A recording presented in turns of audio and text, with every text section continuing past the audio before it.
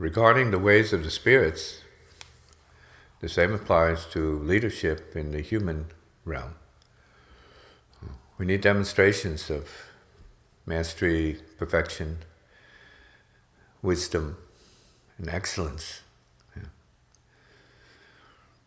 And it's the same in the spiritual works themselves throughout the world. That demonstration is necessary, it's critical.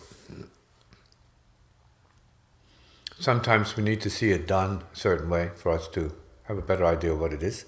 Sometimes we need to hear it said a certain way to have a clearer understanding what it is. Sometimes we need to know that it's been done in a certain way, and then we can intuitively connect with that, maybe be pulled to a higher level as a result of that. So we're really here on the Earth planet, not just to hang out and do what we can do or do what we tend to do, but we also are here to do what we must do in order to feel some sense of accomplishment and or progression.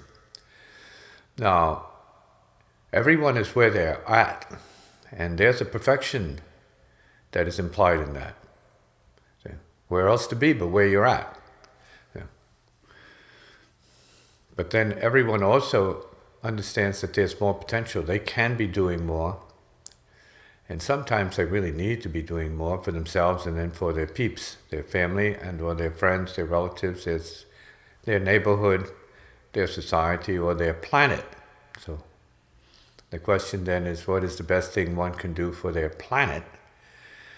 If there is such a thing, of what one can do for one's planet.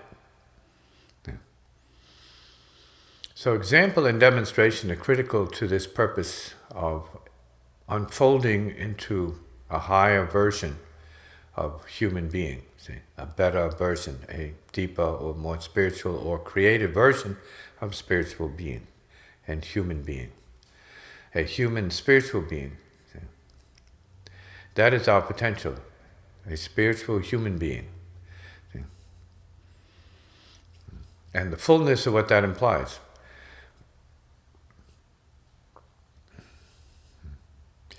And in speaking about the spirits, there are the highest spirits. And when we look through the records of history, we often see the accounts of certain individuals who have stood apart from the norm, who have stood apart from the herd or the masses, and who have been outstanding representatives of a certain level of knowledge. When we speak of the higher grades of spirits, we're speaking often in terms of occult or esoteric understanding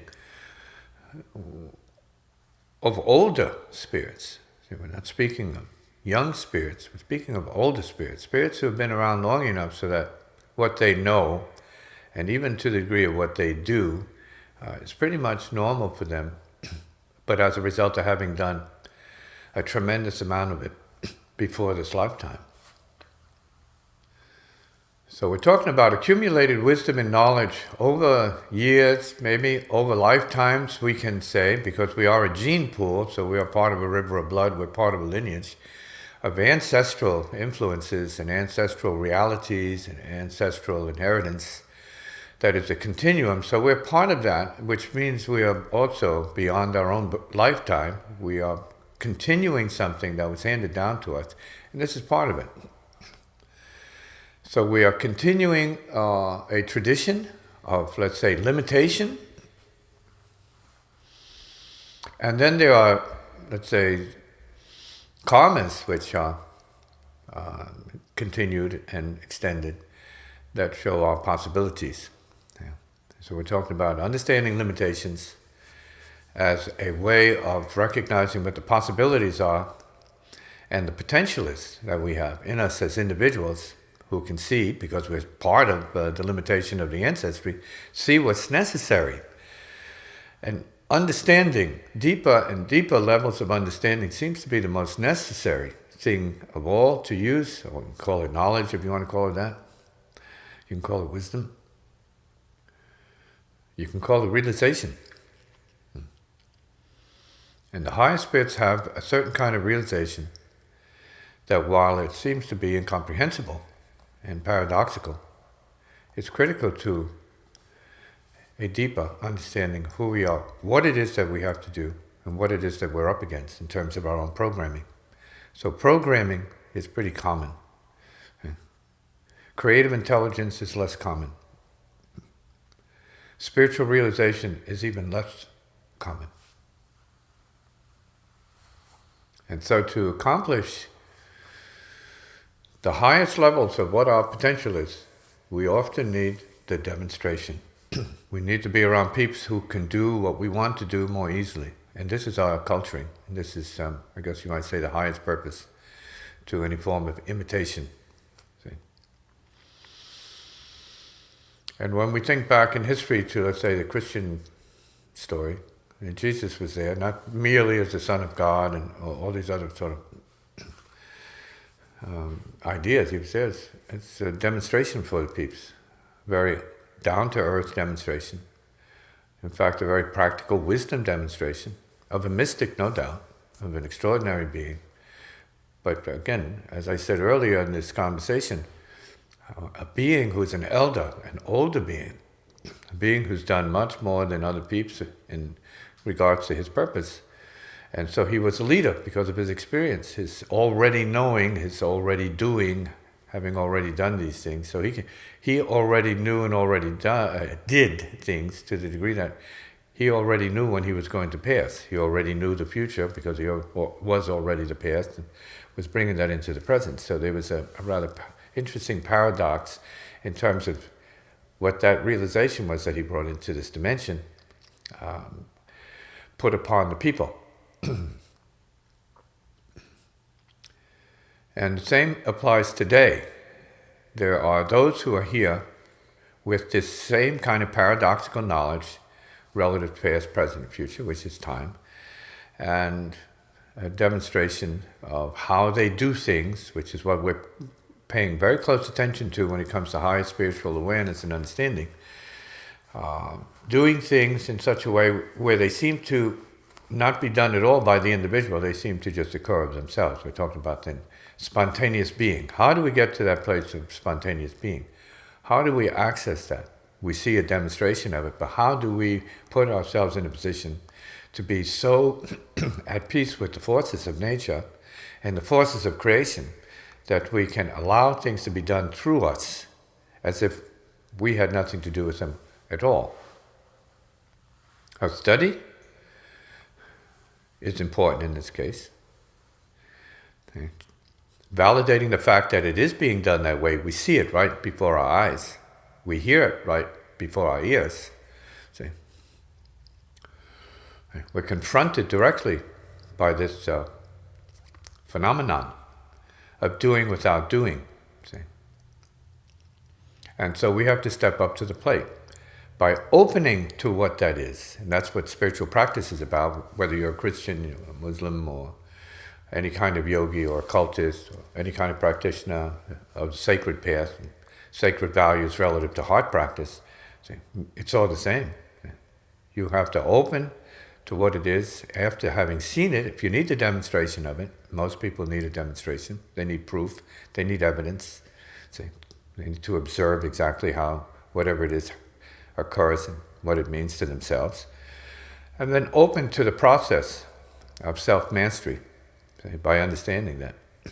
Opening means you have to clear. You have to clear the path. You have to clear the way for yourself. You have to clear your channels. You have to clear your mind in order for what this is, see, which is clear, see, of itself, the spontaneous sort of creative ability that we also call spiritual functioning, letting that come through as much as it can and wanting it to come through and maybe needing it to come through in small levels at the beginning, and then increase to a larger capacity, functioning as a channel, as a practitioner of the light and the sound of spirit itself. So it's important then to put ourselves in a position where we want to directly participate in these processes of communication and transmission and creation by way of direct spiritual access, say, spirit access, being open to what it is, resting in it, sitting in it, being at peace with it, see, and seeing it work, and then allowing it to work through us for the sake of other peeps. And so part of the openness then is requiring that we have a sense of bigger mind and bigger heart, and bigger awareness to allow this very powerful and great, and very subtle, but all-pervasive force of spirit to come through us, see, so that we can participate in what it is all about and enjoy the process of bringing others into that and serving others as a result of that. Now, when we switch over to the culture of India, and we see a spiritual hero in the form of Krishna, then we're talking about another kind of demonstration, superhero, if we want to call it that, a spiritual master, supreme lord, and so on and so forth, functioning at full potential and demonstrating this to its people, to his people. See? And if it's a woman who's functioning at this capacity of demonstrating and living from a certain very, very intense relationship to spirit, and we are very fortunate indeed to have access to this kind of wonder, see? And we're talking now about the wonders of spirit. So as a person opens more to the spiritual, they start to experience things outside of themselves and beyond themselves quite naturally. Because then what we're talking about relative to the self that you have to get beyond is limitation that is imposed, self-imposed limitation. And having these demonstrations here of extraordinary beings means that they somehow or other got rid of these particular obstacles or obstructions in themselves and were available to the forces of doing and being and creating that enable it to look as easy as, well, they're not doing it, it's just happening for itself. So in their case, nothing happens because they are being what that is beyond self-limitation. Okay? So then the demonstration relative to higher beings and the higher spirits that we're looking at is one of being free of self. And this is important. See? We can say that they are more selfless beings, even though they have an individuality, they refer to themselves as an ordinary person, but they're not letting that self-limitation programming of doubt, confusion, and negative emotion to get in the way of what it is that they're here to do, or what it is that they're here to demonstrate to certain people under certain conditions to further the cause of spirit, in this case, further the cause of people, as a result, opening to the possibility and the practice or the process of spirit to the degree where they can themselves feel a part of, see, feel as if they are in the stream of channeling, even to a small degree, see, the spirit of itself. See? And we have to start with beginning practice, see, in order to get to the master levels of whatever this is and whatever it can be for the individual. See? But self-limitation is something which has to be cognized, recognized at the very, very beginning as what the barrier is, as what the problem is, as what the practice needs to be. See? What the wood is for the fire, see? What the wood is in terms of a transformational sacrificial process that enables the individual to have this vision based upon a demonstration of what it is to be a master, and then or an adept, or an extreme athlete, or extreme musician, or whatever it is. And be open to becoming more like that, because then you're talking about your own potential to, once the limitations and the barriers and the obstructions and the doubts and the fears and the worries and the confusion are all put aside, then there's just openness. See? It's a matter of being that. Right? So being then becomes a very important point in the evolution of intelligence relative to being human, and then opening to the spiritual, so you become more human, but spiritual, spiritually human, and fulfilled as such, and more complete as a human on the path of mastery. Hugh.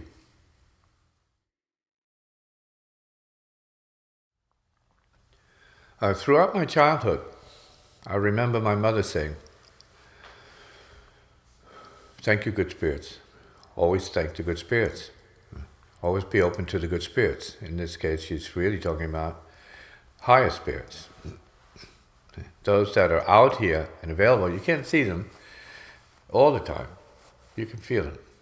And you have to know that they're part of you just as you are a part of the good spirits, as much as you are part of the lower spirits, and they are a part of you as well, because we are a little bit of everything. See, we are born into lower, higher reality of the cosmic nature of what we call life in the universe. We're a bit of all of it. See, we're the darkness, we are the light. And we need both to balance into some kind of a functional reality. See, you need light, you need darkness, you need day, you need night, you need sleep, you need wakeness, you need duality. Then you have to work with duality, being more or less, being more and less, to the degree where you start finding balances. And you see that only in the process of finding balances between the extremes of duality, being for or against, being this or that, and so on and so forth, that there's productivity, see. And getting back to what we said earlier in terms of channeling or conducting the force of love, conducting the love force, and or conducting the creative force, the impersonal creative force, which results in often great works of art, great accomplishments, or feats of even superhuman strength. And so we are trying to access our spiritual, our creative, and our, let's say, superhuman nature. See? And so we then have to think about the potential or possibility that we have as accessing super-consciousness. So we need to think in terms of super-consciousness, the deeper consciousness, the all-consciousness, the greater consciousness, see, or maybe spiritual consciousness or divine consciousness, depending. The legendary heroes of the spiritual works throughout history have also spoken about truth consciousness, heart consciousness, God consciousness. Just terms, but they mean something. And they are addressing the size and the proportion and dimension of greatness that each one of us is connected to, but we somehow or other fall short of using. So when we talk about spiritual practice and spiritual leadership, we're talking now about accessing some degree of super consciousness. We have to feel okay about that, because it's not an ego issue, it's not an ego thing. But it is a bridge to getting beyond, see, the self-consciousness that is the area of highest and most intense limitation that impedes, see, the progress of the individual from the human condition or the material condition to this creative condition. See, the condition of doing and allowing oneself to be opening up to let it be done through us. So going back to early life coaching from my mother, she would say, yes, no, this is an issue, the good spirits, you got to thank the good spirits, which is in a way a technique for remembering and accessing a level of spiritual intelligence, or spirits, yes, it can be entities, in the Christian doctrine relative to Roman Catholicism, there's this need for appealing to the saints, appealing to the holy ones, appealing to those who are extreme in their devotion to Jesus and or to God, and so they represented, let's say, the higher types of beings for the demonstration, let's say, if we can use that word again, of what it is to be closer to reality in the highest sense of our human potential. See, so that we have the love of God, the peace of God, or let's say the wisdom of God in this case. So we're talking again about intelligence, and it's the same with art or anything else. You want to get to, let's say, the wisdom level of that. So in the process, you are able to transcend yourself, see, forget about your self-limitation, and allow this deeper and greater thing to come through. See, and now we're coming to terms such as superconscious and maybe God conscious, which refers to the total, not a person, but a total consciousness. The God as total reality, total consciousness, which demands that we open to it for what it is, and see it as just the way space is, see it as the universe, see it as the all. So we have to come from, let's say, self-consciousness to the all-consciousness. And this is part of the process of practice, this is part of the process of creation. And every creative endeavor has this, I guess you might say, dilemma of having to create something, create something. Where there's a need for something, there's a lack of something, we see as craftsmen or artists or scientists or musicians and or spiritual practitioners, we see that our function is to make the world a better place by filling the void, what would appear to be a void, with something that is our purpose to do, in terms of bringing peace and happiness and understanding and or, say, wisdom to other people. See? So we're part of the puzzle, we are part of the solution, because we've always been, and it's very easy to be part of the problem. And the idea then is to be part of the creative solution in this case, in the spiritual sense, which means to consider what our relationship is to the superconsciousness. See, not the stupid consciousness. We've all been adept at being stupid consciousness, and now we want to make sure that we're moving from stupid consciousness to super consciousness. See, from not being able to do much to being able to do much more. See? And not because of ourselves, but because of putting ourselves aside and opening to, let's say, the greater, deeper, more spiritual consciousness, the selfless consciousness, or the consciousness of itself, spirit of itself, creativity of itself, in each and every one of us. See? And so this is part of why, in being a human out here in this particular lifetime, I say yes, it is good to refer to the good elements in our life, the goodness in our life, and let's say the good spirits, see, who are around. And they could also be ancestral spirits. They can also be family spirits. They can be protector and sympathetic spirits, but they're around and you have to call them. You have to bring them up. You have to appeal to them. And you have to not quite pray, but you can. Prayer is related to this particular appealing to and calling upon the assistance or help of other beings or other invisible beings or spirits, if we can, feel comfortable with that. Yes, call upon the good spirits for the help that you need to do what you're here to do, whether that is, get your job done, wake up at a certain time, just call upon yourself. Call upon the inner self, because maybe calling upon the good spirits is a step towards awakening the inner master in your own consciousness or in your own life, see? Your own mind or in your own heart. See? So the inner master is there, but it's potential. See? There's a bridging to it before it starts to work properly, and you see it, and you start to feel, well, you are in touch with the inner master, and you're conducting your life according to the presence of the inner master. So there are stages, there are, let's say, things to do, there are things to learn in the process, there's a lot of opening up. And again, if we appeal to the good, beyond the good, and we're talking about the good spirits as not a limit, see, not a barrier. We're not making that a barrier as much as a step along the path of complete openness to spirit as heart consciousness, see, or pure radiant life itself. Hugh.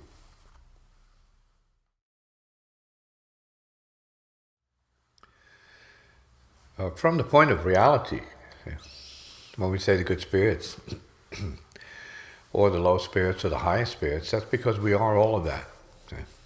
We are the mind that enables all of it to arise and show up. We are the intelligence, we are the consciousness, we are the spirit itself. And it's good to be able to come to terms with that peaceably. And so when we speak about our progression to a higher condition or greater capacity, whether you're a dancer or horse rider, it doesn't matter. Race car driver. The process is the same. It's what you're open to. And what you're opening to is really you, your potential. That means you are the universe. The heart is the universe. The universe is the heart. And we're just opening more, coming out of our baby self and moving into our, let's say, master self, consciousness, awareness, see? Our higher potential, our greatest potential. See? And so we're talking about not only just the good spirits, but the pure spirits. See? Pure spirit. Pure spirit reality, that means clear spirit, light itself. See? No obstruction, pure. See? Not that you're better, but you're fundamentally the essence of what it is. And it's reality. See? And that's what every individual is made of, so you have a relationship to it that it's native. See? We are it. We are the light itself, and it's important to get back to that, to be able to function and do and produce from this kind of basic native realization that light is. See? So light is. It is light. Spirit is. It is spirit. See? And these facts show up as well, the truth of what it is. See? And we say, well, it's God because we mean that in the most total sense, so it is God as totality, because it's the reality, it's the totality. We are part of that. Okay?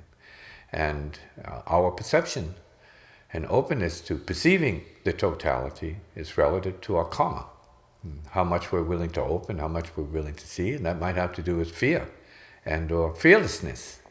And so we have to get to that. Fear as limiting, or fear as awakening to fear, and getting beyond that, and then the fearlessness, which is beyond fear. And not fearlessness that is minus intelligence, fearlessness as recklessness, but fearlessness as intelligence, knowing, see, openness, heartfulness, see, sacredness, see, spirit itself. And as we think more along these lines, and the highness or the pureness of the spirit as such, then we're moving into what is called the master realm. The mass is only that. Master consciousness is only the purest. It is that. Reality. Clear. See? No suffering. See? Openness. See? Divine peace. See? Understanding. Wisdom. And thus service. It's the whole idea of coming to the realization to begin with, from the beginning, and working through the concept of good spirits. See, to balance and help a person move away from bad spirits. So you have obvious bad spirits and ignorance, and then you want to talk about the good to bring the person up to a level. Oh, good is good. And then you want to get beyond the good to the great. And so this is part of a scale of unfoldment, a scale of understanding and opening at the same time, so that we enter what we call the heart consciousness. Heart is the universe is the heart. And this is all about the spirits. See, respecting the lower spirits as going through their changes and their trials and their unfoldment. See?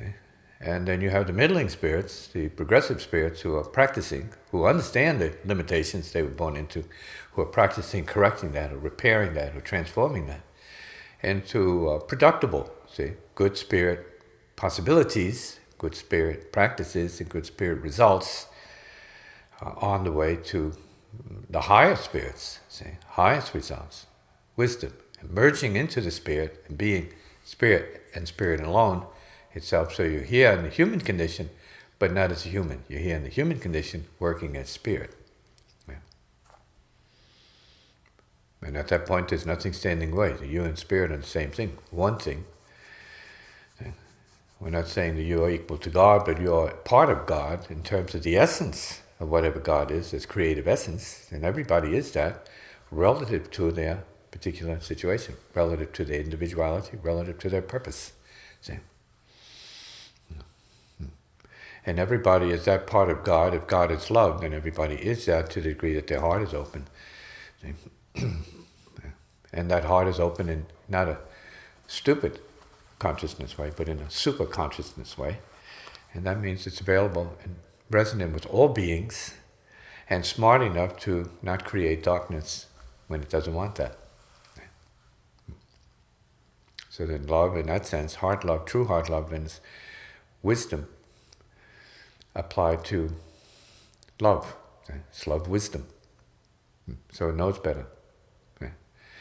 And so if its function and purpose is to realize and bring peace to other peeps as to what the higher, let's say, intelligence or world is about, right? In terms of its light and beauty, majesty, and healing. That's what it will create, and that's what it does create. It creates an awareness of what it is. Right? If the person is open for that to be created, it will be so. Okay. So then self is more the limiting factor that prevents all good things from happening or enables all good things to happen. It's openness. And this is what practice is about. And if we bring in the topic of transcension, that means nothing in the way, ever, already gone, and then this becomes a stable realization, then even more is possible. Even the incomprehensible is possible, because we're talking now about acknowledging and aligning ourselves with the incomprehensible reality itself, the true heart, the transcendent heart, and the bliss which that is, just the conception of it. Access is bliss. Just to feel it, accesses its bliss. It's burn, blissful burn. In other words, there's nothing else at that point. A truly spiritual realization. And it also includes hearing, not just thinking, because we've been talking and thinking, but now we have to hear as well as to see clear. We have to hear clear. See, in order to feel clear, in order to know clear, in order to be clear. See?